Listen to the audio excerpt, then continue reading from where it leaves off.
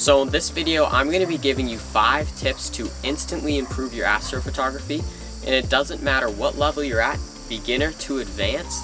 This should help you wherever you're at, and it also doesn't require any cost. So you're not going to need to go buy any other accessories to help you improve your astrophotography. With my tips I'm going to give you, these you can apply the next clear night with the gear you already have. So let's get right into the video. The first tip, and before I give you the first tip, make sure you watch till the end of the video, because the last tip is probably the most important out of all the 5 I'm going to give you in this video, and that's the one that helped me the most to improve my astrophotography by a real lot. Like, there's a definition line in my Instagram from when I was not applying it to where I am now, so definitely stick around for that one. So tip number 1 is make sure you properly polar align your astrophotography setup, polar align and balance it. So polar alignment is so important because if you're not really accurately polar aligned, you're not going to be able to take exposures long enough. You're just going to get trailed stars, and polar alignment is like #1 necessary thing you need if you have an equatorial mount and you want to take photos of the stars, because otherwise the stars will be trailed, and it's just not, you can't do anything without polar alignment. The next thing is balance. So those 2 things go hand in hand, because good polar alignment, bad balance, you're not going to get the best results either. You want to make sure you spend the extra couple minutes refining the balance and polar alignment of your setup. I believe it'll do wonders in your astrophotography sub-exposures. I recently repolar aligned and balanced this setup, and I was so surprised by how much it was off by, and that night I got some of the best guiding I've ever seen with my equatorial mount. So very important. Now we're going to move on to the next thing. The next thing is make sure you properly frame your targets. It's a very simple thing to do. All you need to do is just kind of get creative with it sometimes. Sometimes just don't exactly center your target. If there's like another cool object close by, try to include that one, and just go into softwares like Stellarium and look out the area you're going to be photographing beforehand, so you can figure out what is the best way I should kind of frame my camera in order to make it look the best, and be creative with it, you know what I mean? Don't just...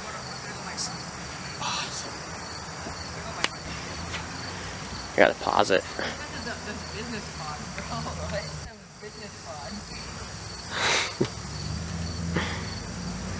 So where did I leave off? Oh yeah, the creativity. So yeah, just be creative with how you frame your shots.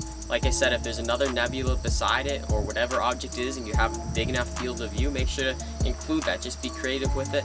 But for the next tip, so tip number 3 is make sure you use calibration frames in your astrophotography images, dark, flats, bias. Those can really help bring down the noise in your astrophotography pictures, especially if you're using a DSLR. Some newer dedicated astrophotography cameras these days really don't require darks, flat, and bias, and they really don't do anything to your final result because the cameras are just so noiseless as it is. But DSLR users like myself, these calibration frames can really improve your final image, really lessen down some of that color noise and hot pixels, especially for those dark frames. And flat frames really can help you with those disgusting gradients you get sometimes when you're shooting astrophotography images, especially if the moon's out. Flat frames are really important for that. Definitely recommend including darks, flats, and bias into your astrophotography as regularly as possible, and I really need to take my own advice and use darks, flats, and bias frames a lot more often. But now we're on to tip number 4.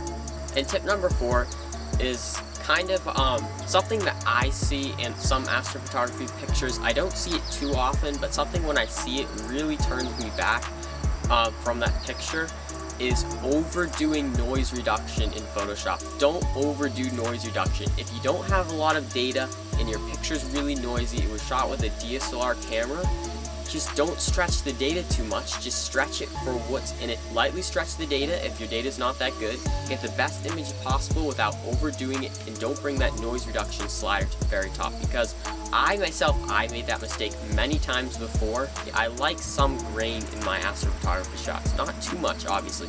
And I'm also not saying by this, don't just not use noise reduction. A little bit, you know? Make sure you don't overdo the noise reduction, just do as much as you need for the astrophotography picture. Sorry for one little rant there, but that's something I see a lot. Now we're on to tip number 5, and tip number 5 is what you guys have been waiting for, my ultimate astrophotography tip for this video that really helped me improve my images, and that is gathering more data to your astrophotography project. So capturing more light on your images. This is the most important. If you're not going to use dark flats and bias frames, just get more data. Here's a really good example of this. This is 4 hours with an old DSLR from Rebel T19, really old DSLR. And here's 4 hours of data on it.